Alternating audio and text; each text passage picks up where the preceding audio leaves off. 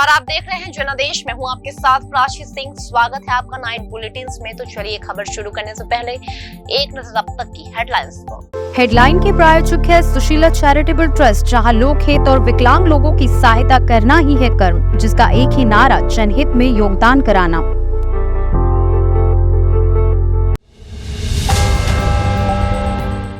G20 का भले ही हिस्सा ना बने शी जिनपिंग, पीएम मोदी दे गए बड़ा संदेश। एशियन में एक्ट ईस्ट पॉलिसी पर जोर, पीएम मोदी के सिर्फ एक शब्द से चीन को लगेगी मिर्ची।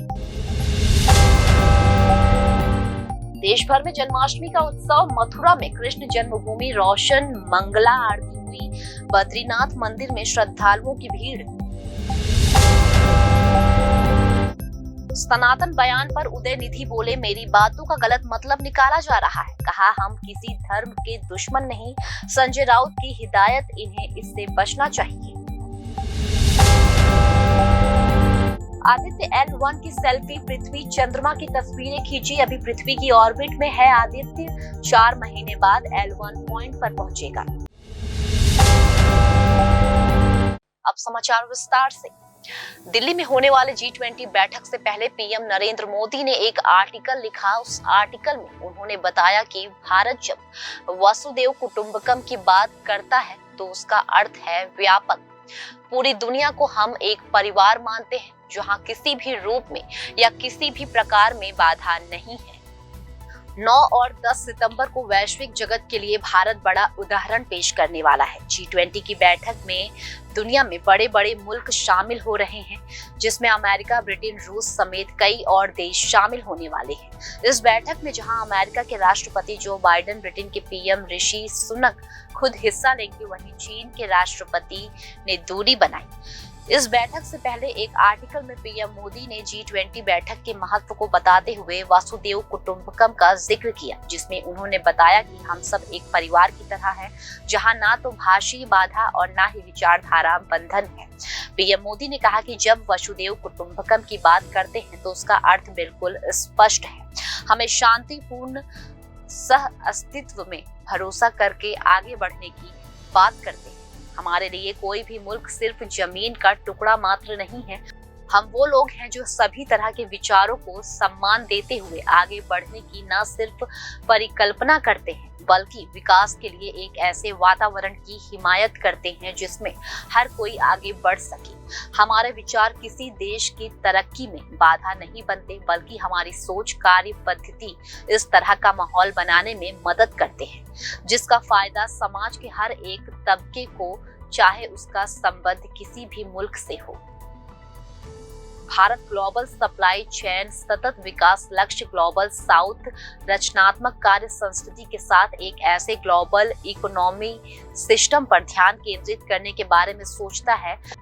हमें ये देखना होगा कि हमारी कार्य पद्धति से किसी दूसरे मुल्क का अहित तो नहीं हो रहा है। कोविड के बाद वैश्विक व्यवस्था में कई तरह के बदलाव हुए हैं। अब दुनिया में मुल्कों को यकीन हो रहा है कि सिर्फ हमें जीडीपी तक नहीं, अपनी सोच को केंद्रित ना कर मानव विकास के लिए आगे बढ़ना होगा। ग्लोबल सप्लाई चेन को मजबूती प्रदान करते हुए दूसरे की मदद के लिए आगे आना चाहिए। इसके साथ ही वैश्विक संस्थानों में सुधार के जरिए बहुपक्ष को बढ़ावा देना होगा। आर्टिकल में उन्होंने 2024 में इंडोनेशिया में G20 सम्मेलन का जिक्र करते हुए संदर्भ किया। पीएम मोदी ने कहा कि पिछले साल जब हमने अध्यक्षता संभाली तो उस समय उन्होंने साफ तौर पर कहा कि इस संगठन की मानसिकता में बड़े पैमाने पर बदलाव की जरूरत है। ग्लोबल साउथ और हाशिए पर पड़े अफ्रीकी देशों के बारे में भी सोचना होगा और उसी दिशा में वॉइस ऑफ ग्लोबल साउथ समिति का आयोजन किया गया, जिसमें 125 देशों ने शिरकत की थी। भारत की अध्यक्षता में अफ्रीकी देशों ने अब तक की सबसे बड़ी भागीदारी की थी। यही नहीं, G20 में अफ्रीकन यूनियन को भी स्थायी सदस्य के तौर पर जोड़ने पर जोर दिया गया। पूरी दुनिया एक दूसरे से जुड़ी, ऐसे में कहीं भी अगर किसी तरह का बदलाव मानवीय जरूरत के अनुसार ना हो तो उसका असर पूरी दुनिया पर पड़ता है। आज हम 21वीं सदी के तीसरे दशक के मध्य में हैं और इस तरह की आशंका जताई गई है कि एसडीजी के गोल को हासिल करने वाले प्रयास बैटरी हो चुकी है।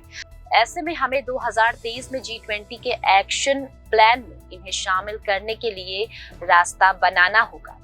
जकार्ता में पीएम नरेंद्र मोदी ने आसियान बैठक में एक्ट ईस्ट पॉलिसी पर जोर दिया है और बताया कि ये संगठन भारत के लिए सेंटर पॉइंट क्यों है।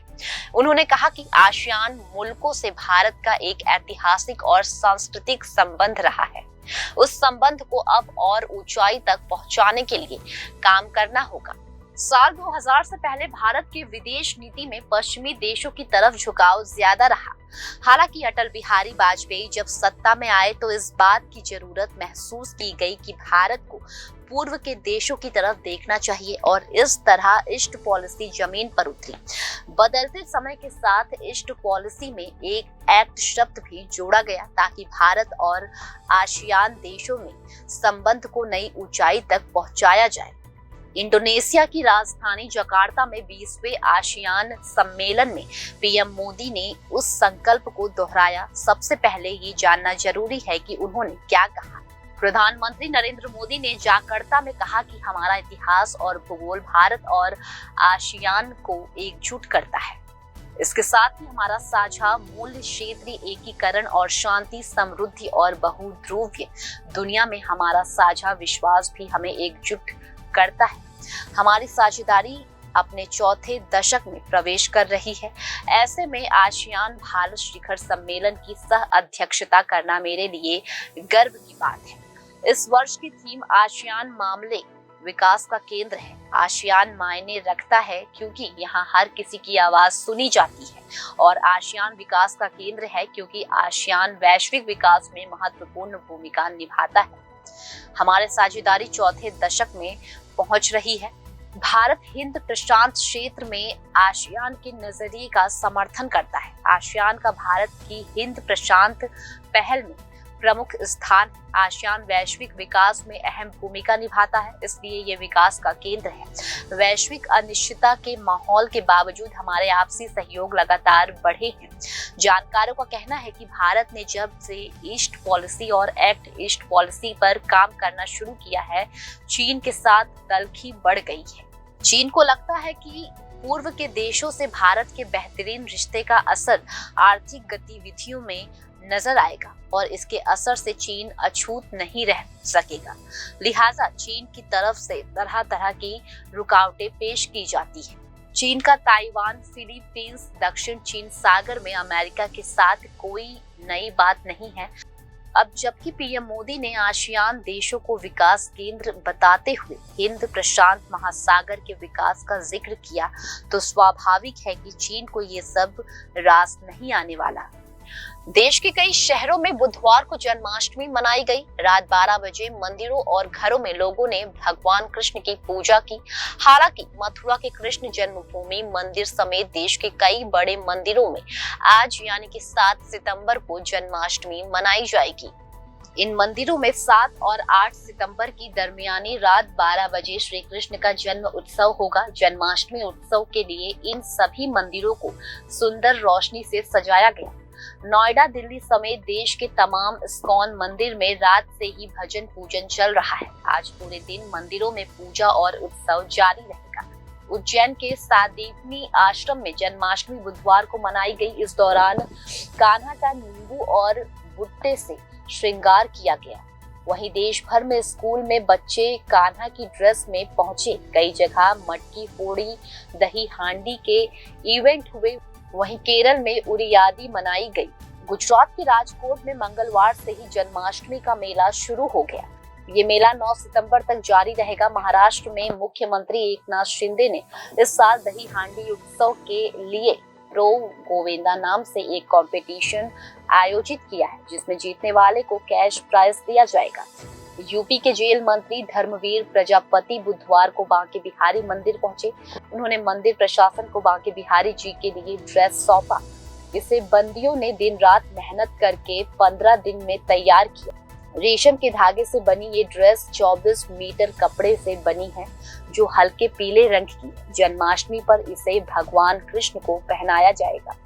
बनारस में जन्माष्टमी 6 सितंबर को ही मनाई गई। हिंदू विश्वविद्यालय के ज्योतिष विभाग के डीन प्रोफेसर गिरिराज शंकर शास्त्री का कहना है कि व्रत और पर्वों की तारीख तय करने के लिए धर्म सिंधु और निर्णय सिंधु नाम के ग्रंथों की मदद ली जाती है।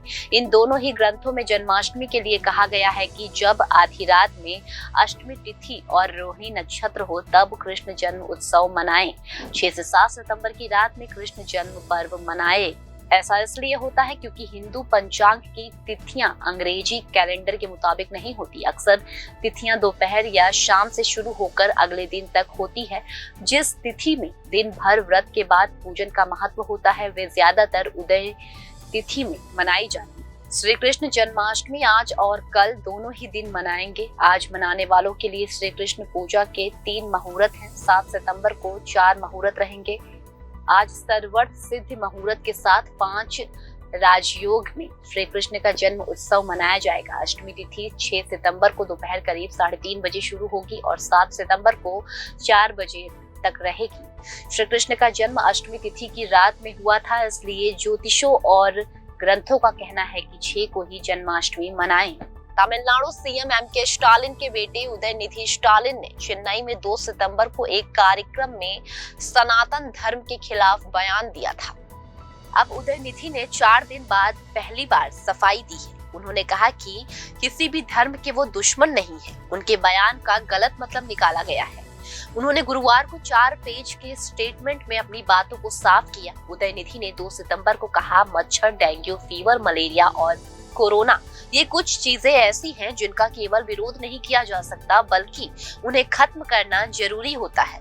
सनातन भी इसी तरह है। हालांकि उदयनिधि के इस बयान से विपक्षी गठबंधन की कई पार्टियों ने, कांग्रेस, शिवसेना सहित अन्य ने किनारा कर लिया। संजय राउत ने गुरुवार को कहा, उन्हें और किसी को भी इन बयानों से बचना चाहिए। मोदी एंड कंपनी ध्यान भटकाने के लिए सनातन चाल का इस्तेमाल कर रही है।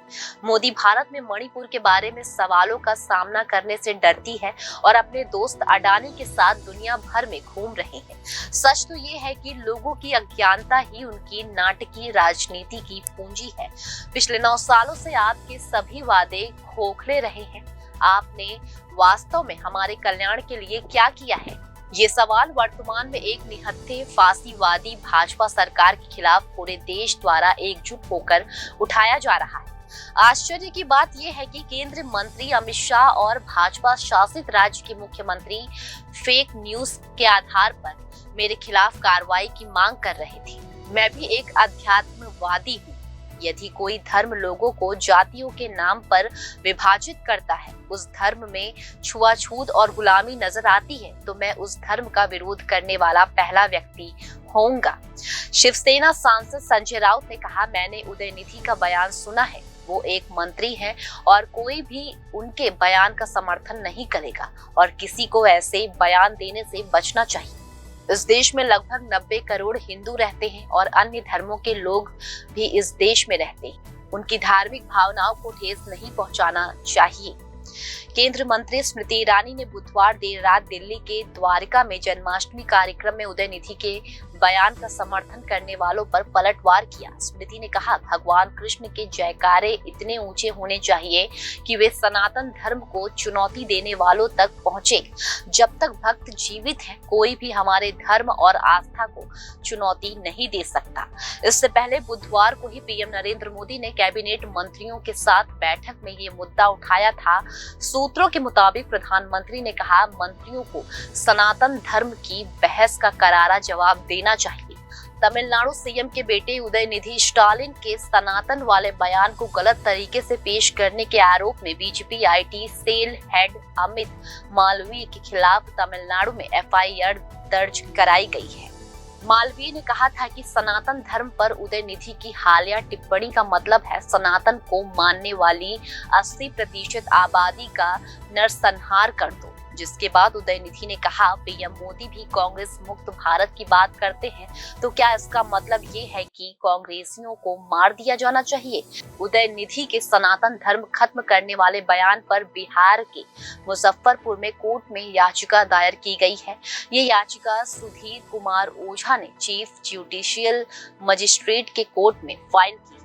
इस पर 14 सितंबर को सुनवाई होगी। इससे पहले उदयनिधि के खिलाफ एक वकील ने दिल्ली पुलिस में एफआईआर दर्ज कराई थी। वहीं यूपी के रामपुर में वकीलों ने स्टालिन के खिलाफ केस दर्ज कराया है। वहीं बुधवार को कर्नाटक बीजेपी नेता नागराज नायक ने पुलिस में शिकायत दर्ज कराई है। इंडियन स्पेस रिसर्च ऑर्गेनाइजेशन यानी इसरो ने गुरुवार को आदित्य L1 पर लगे कैमरे से ली गई सेल्फी के साथ पृथ्वी और चंद्रमा की तस्वीरें शेयर की। इन तस्वीरों को 4 सितंबर को खींचा गया है।